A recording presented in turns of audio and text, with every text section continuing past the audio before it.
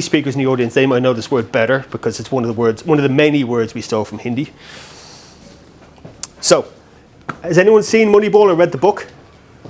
Yep. What happened was, the game of baseball, people were looking at it going, oh, look at him, he hits loads of home runs. Oh, look at him, he hits the ball really hard. Oh, look at him, he looks like a really good athlete.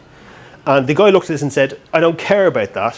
What I care about is how many points does he score? Called on-base percentage. How often does he score? And it doesn't matter how he scores, he could hit the ball with his back of his head, and if he still scores a point, it's worth doing.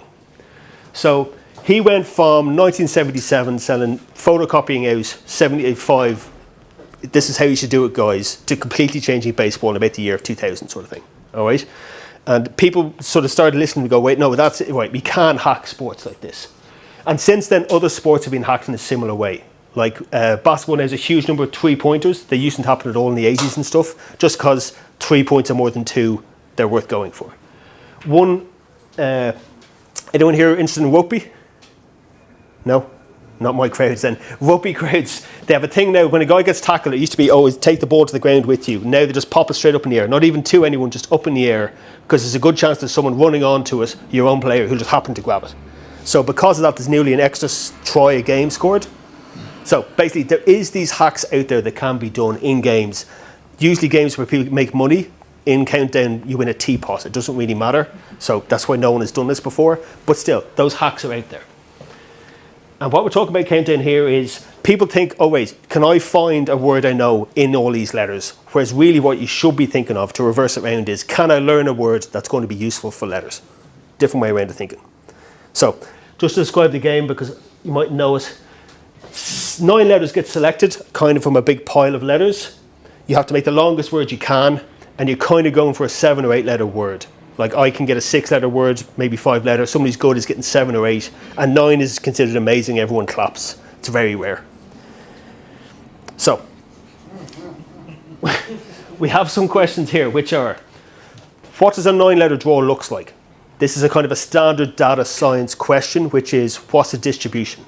How tall are people? Is it a Gaussian distribution? This is the sort of question, if you do data science, you'll have to look at. How many vowels get asked for?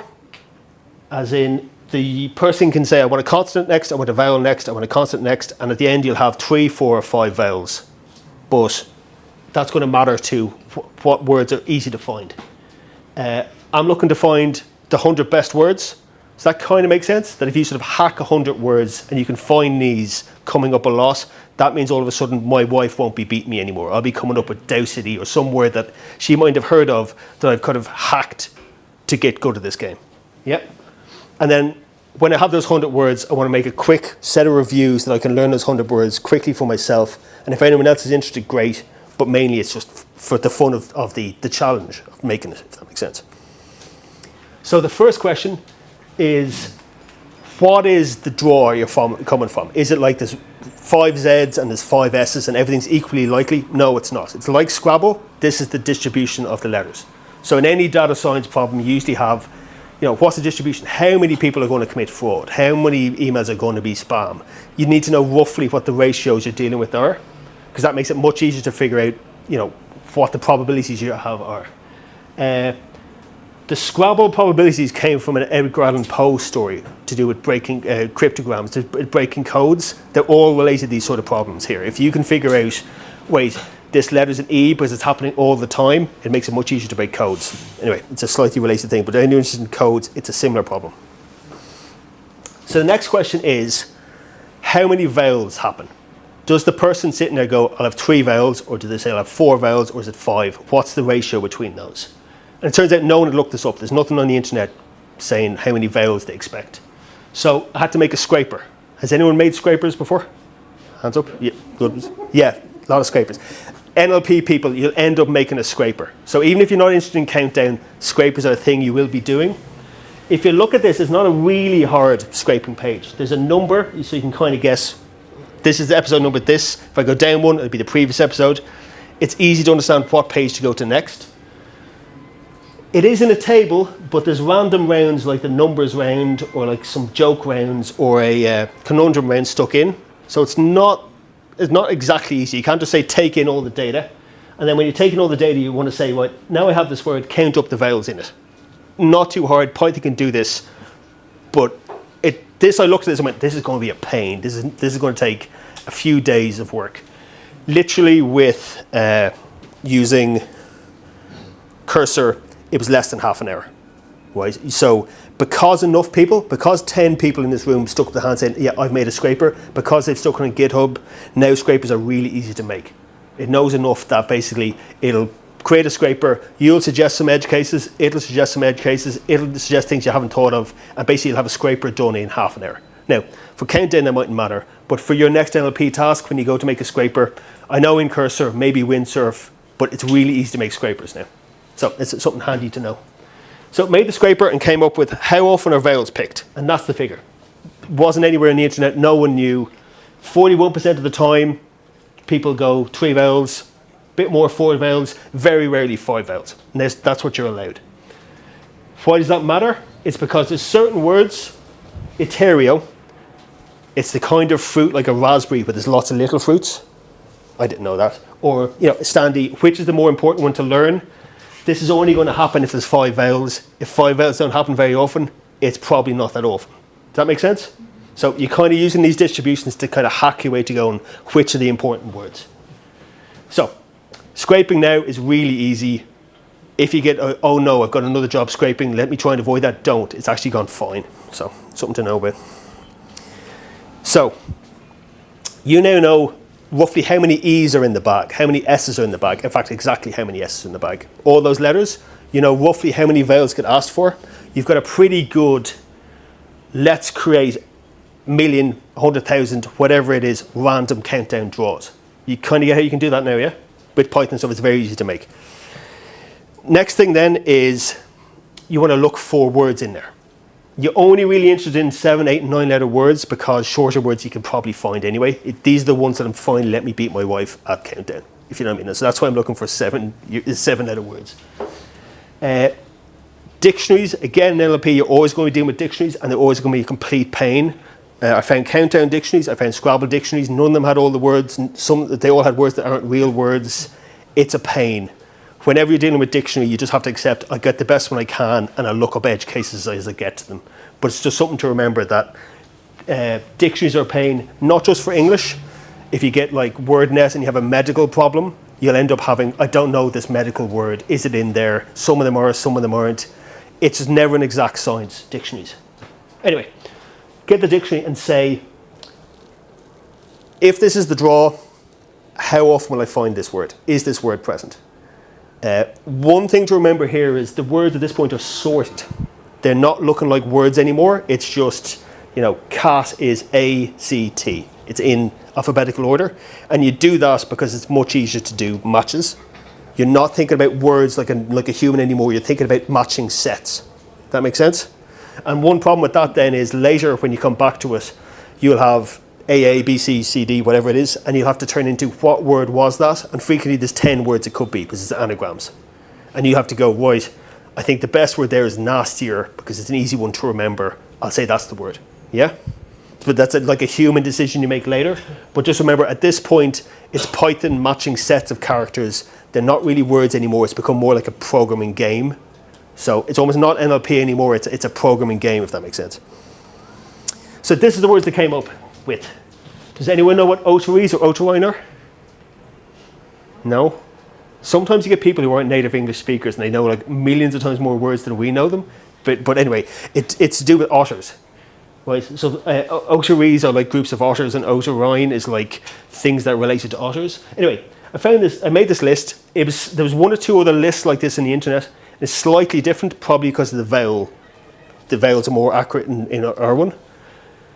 But it's also wrong. Any guesses why? Sorry? The other one's wrong. This one's wrong. No? Okay.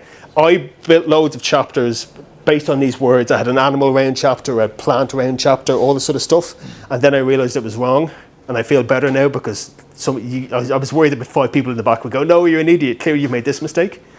Okay. Sorry?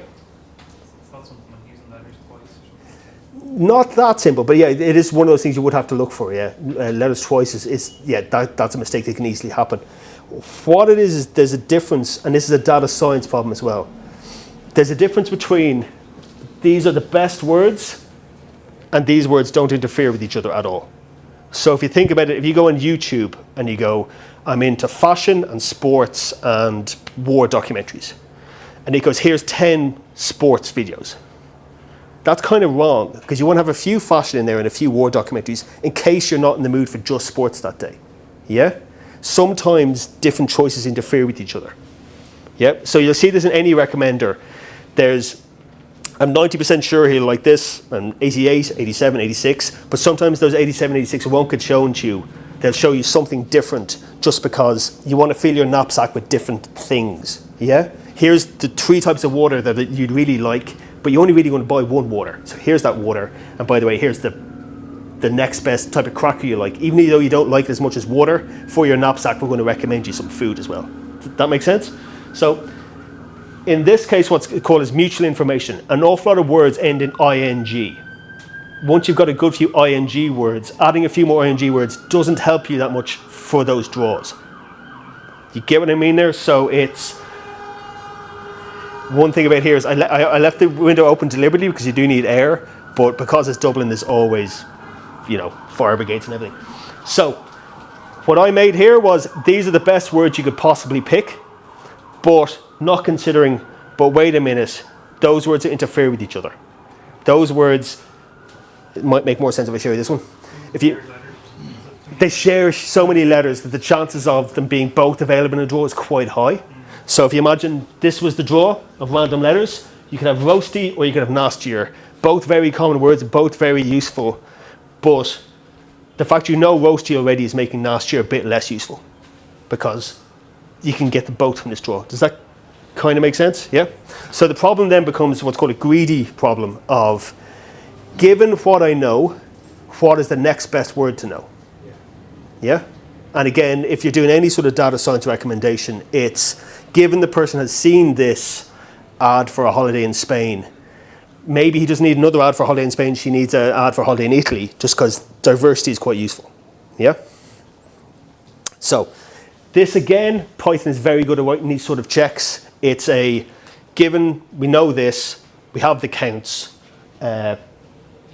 like you're dealing with nearly a million words, nearly a million draws, and it's still running in like a few seconds on a laptop Air, and a MacBook Air. It's really fast, this sort of checks.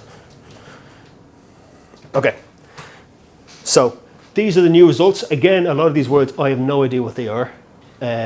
59 out of the 100 are different. So a lot of the really good words are still really good words, but like less than half. So it's worth doing the check.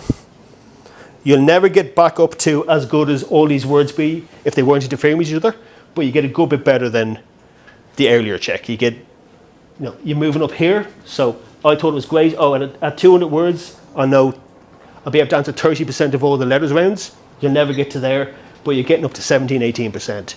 Still nothing. It's still not a huge amount, but it's kind of interesting to notice that. So, getting towards the summing up point, running simulations isn't natural language processing, but you'll do it all the time in data science. Scraping a wiki, you'll do it all the time in both natural language processing and any data science.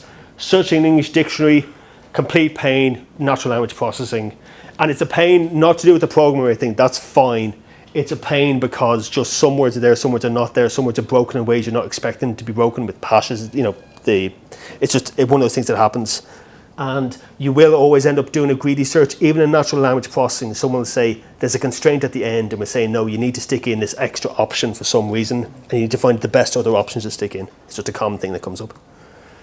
Now, next step is how to turn this into a book. So I've got my list of 100 words. How am I going to teach myself these words? Because they're like Otarine and things, just words I don't know what they mean. You can learn 8 to 10 words a day. At the same time, you want to learn like similar words. So like principle, principles, principality. You know what I mean? Once you know the root, it's kind of easy to learn other words. So again, that's another natural language processing task. Get the lemma of the word and find other similar words. It's a very common thing to do. And these sort of games you can make to learn yourself. The idea is to make the game where it starts off easy, you're kind of starting to see the word just as it is, and it gets more and more like the letters round, and hopefully I'll get more skilled at recognizing things. So close is fill in the vowels. Word search, that's just a Python library on GitHub, no problem to find us, no problem to use us. And letters round with just the letters you need. And then into the repetition, which is there's some sort of red herring letters in there, and you can start trying to practice this and drill finding these rounds. Anyone here a student know about the forgetting curve? It's a complicated. It's a simple idea. If you learn something once, you cram for an exam, you'll forget it next week. We've all done that. If you practice it the next day, a week after, 2 weeks after, you'll remember it forever. It's just a well-known thing. Anyone use Anki? If you're trying to learn Anki, in 5 minutes with Cursor, you can make an Anki deck that is all these words. Here's the 100 words. Here's the sorting algorithm. Make me an Anki deck. Very easy to do. So we have 100 words that are most important, and obviously you can do 200 or 400 or whatever it is, but just 100 is a nice, easy number. We have the code to for finding the related words. We have game generating Python scripts. They're really quick to write. All this is going to be up on GitHub in case anyone is interested. Now I have to make 12 chapters. Let me show you, look at it again just to see what it looks like. It's this sort of stuff where interesting title page is an awful lot of words start with a J. It's that sort of information that where letters happen in the English language. A copy of the Bill James intro, and then here's a word, here's what it means, here's some related words, and then you get into the puzzles that you can do yourself to try and learn those words. A huge number of people here have learned English and they haven't gone to this level of complication, and they speak English better than I do. But this is just for this silly game that I was trying to write. So what is the summing up here? The summing up here is there's a huge amount of things around us that we can be hacked. NLP skills can help for those. Natural language processing skills can help for that hacking. And generative AI makes these things an awful lot faster. I would say less than half the time. And this is sort of stuff I kind of know, if you know what I mean. So in an area you don't know, it's much faster again. Anyway, so it was a bit of fun. I thought I'd have a chat to you guys. So there we are. Thank you very much.